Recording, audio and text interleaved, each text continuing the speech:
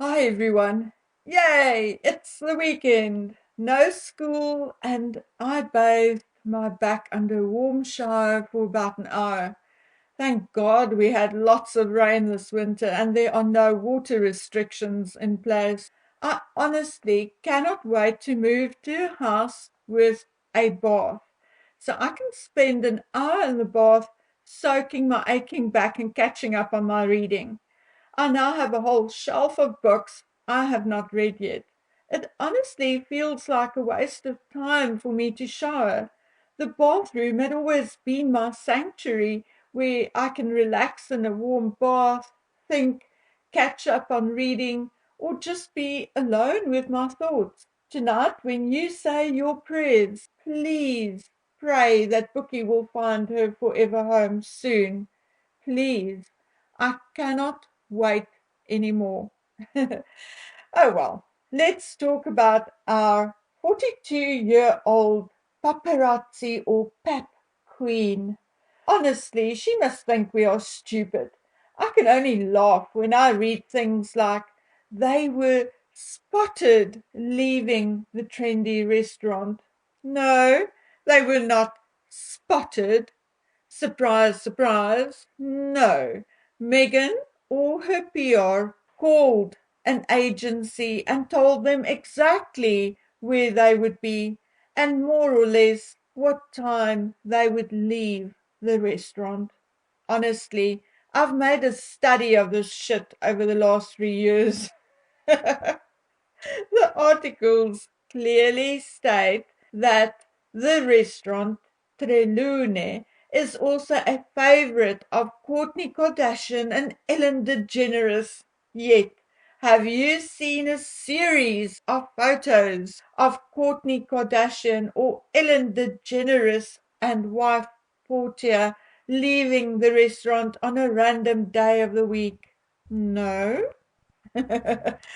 I'm telling you guys, it is a very educational exercise to visit the data or photo bank of some of these photo or paparazzi agencies. You will find photographs you will never expect to find. I'm talking about something like a celebrity scratching in his nose and all sorts of things. But I'm telling you, you are not going to find hundreds of photographs of the same person coming out of a clothing store on Monday, going to a farmer's market on Tuesday, randomly walking her dog with a bodyguard on Wednesday, having lunch on Thursday. No, no, because number one, it is not newsworthy. Number two, it would be considered stalking. And number three, these kinds of photographs do not fetch any significant prices and is not worth the paparazzi's time and or petrol. It lands either on a random disk in their own home office or on a photo bank belonging to an agency in the hope that someone will pick it up and pay $10 for it, of which they will likely only get $1 or $2. No, my dears, the only reason why Meghan is constantly photographed doing normal things or nothing in particular is because she is calling the photographers or the agencies herself. Or, of course, her PR is getting desperate and calling them. I mean, use your common sense. She changed PR agencies, but what has William Morris Endeavour had to work with to date? Nothing. No interview on the late night show or with some celebrity, no movie deal, no new book, no podcast, no active participation with a charity, no product endorsement, nothing, nada, zilch. And therefore, Harry and Meghan had to go pull out that phone call video taken way back in May.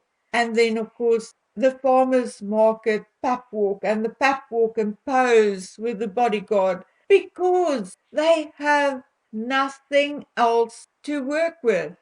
I don't know whether William Morris and Dever are just more adept at keeping things under wraps, but a semi-regular contributor with links to Hollyweird and the movie and television industry responded to a question from me and told me that she asked around and gossiped with all the right people, and in all honesty, that there is absolutely no talk, not even a whisper or possibility of any project for Meghan. She says she's hearing the same from everyone. No movie or even television project for her because directors and producers are actually afraid of Meghan. Other actors do not want to work with her. Politically, everyone is backing off from her, going, thanks, but no thanks. The more classy, high-end designers, fashion houses, and other high-end retailers are backing off from her. My contributor went all out and went through the list of speculations and gossip doing the rounds and asked the relevant companies, people, and entities, and nothing, not a thing. She says this does not spell or predict anything good for Meghan's relationship with William Morris Endeavour either.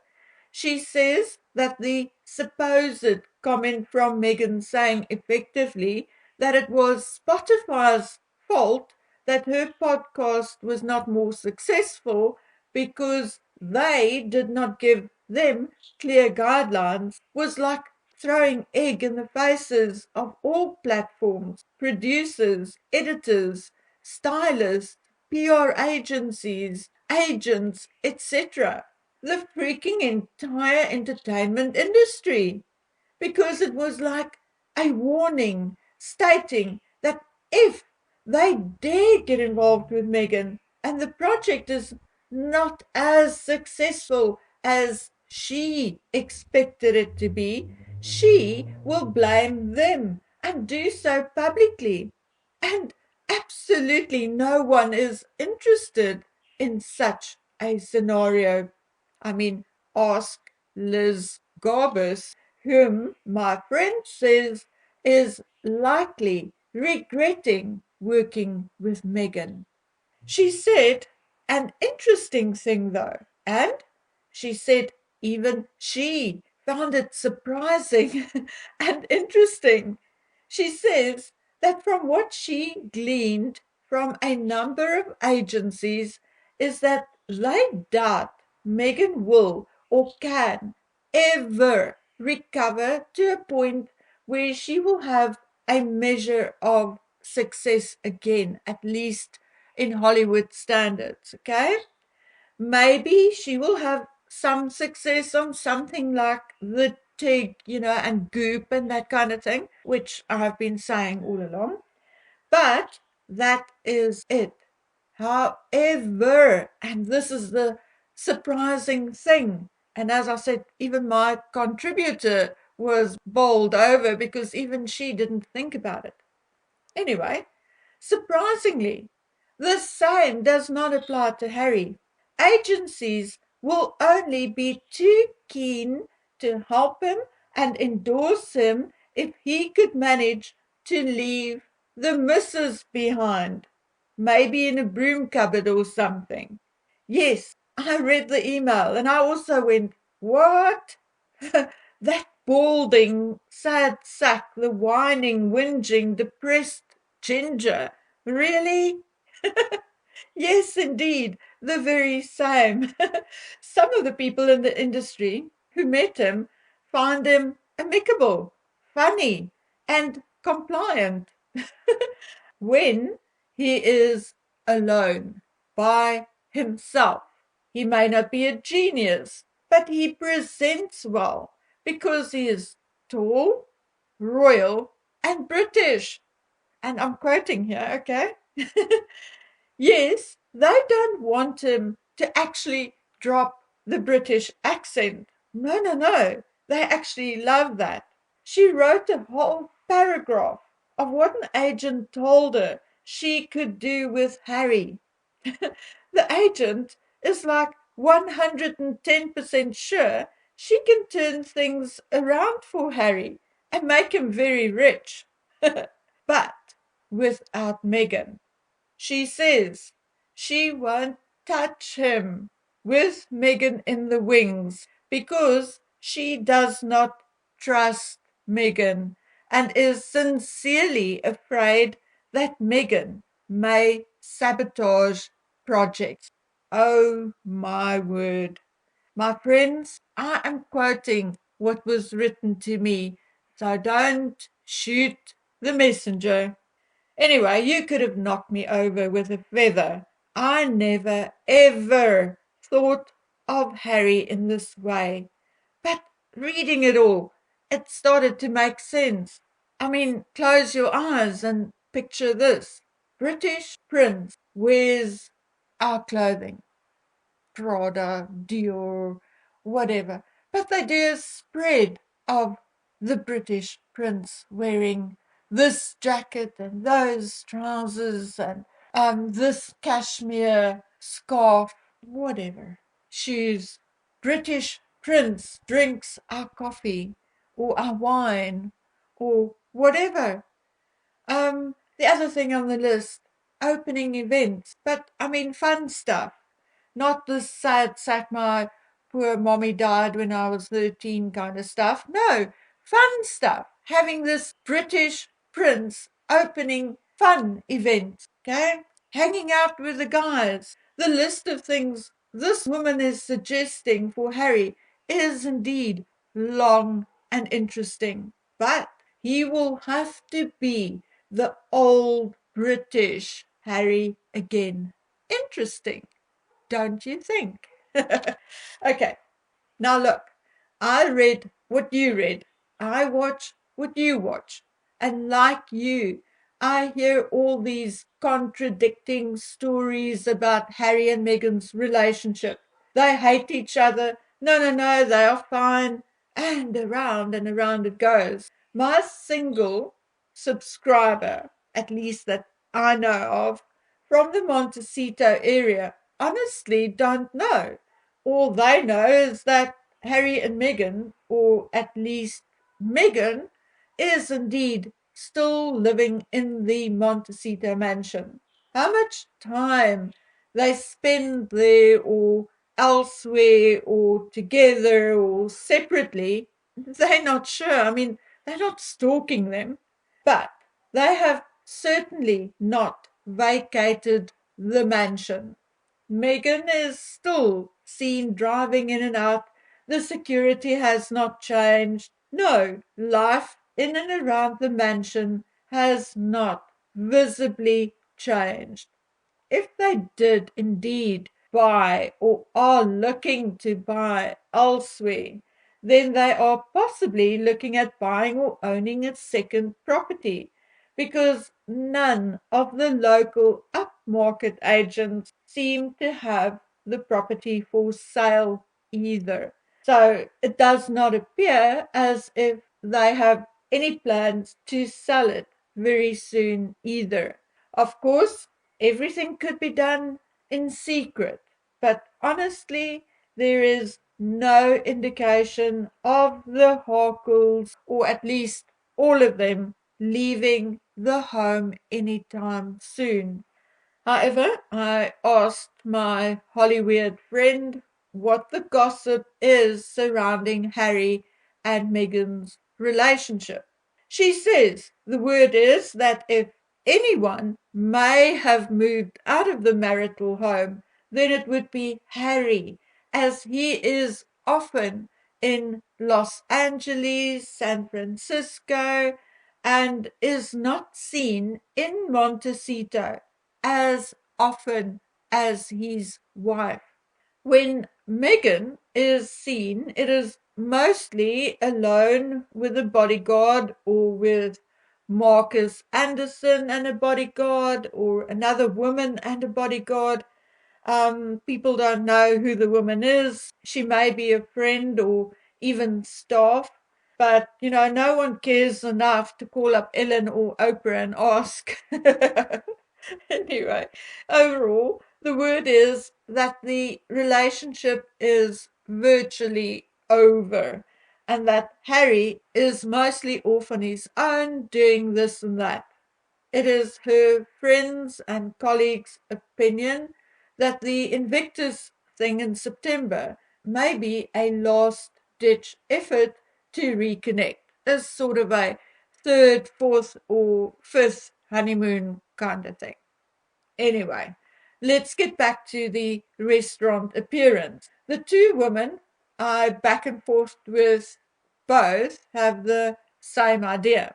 Both independently, remember, they don't even live close to one another, they don't know each other, but independently, they said that it was almost a confirmation to them that the relationship is over. Both said that if it was a birthday celebration, then it would either have been a romantic dinner and just the two of them, or a celebration with a party of 5, 6, 7, 8, 9, 10 people. No, they say this appeared to be a business meeting, or maybe Matt Cohen was there as mediator or as buffer to prevent the two from killing each other in public.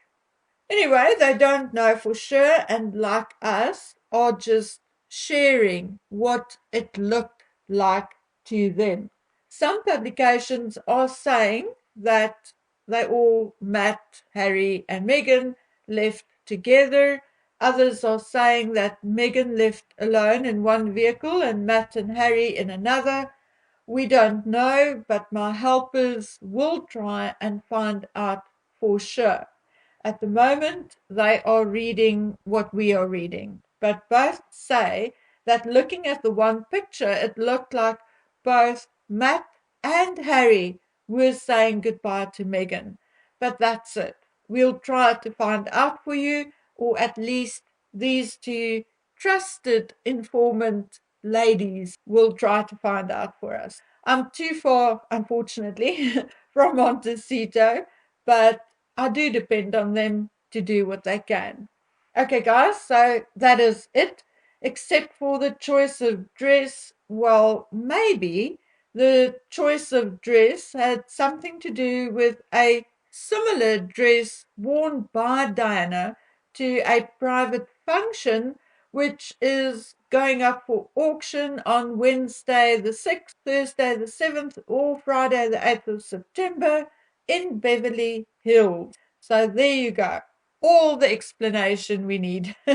Meg cosplaying Diana again.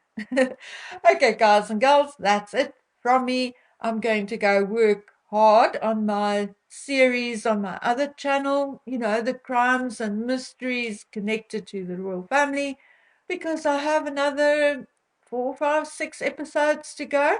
So that's what I'm off to go and do right now. Please remember to jump on over to the other channel and give some support there as well. Thank you very much, and take good care of yourselves until we meet again on the next one. Bye.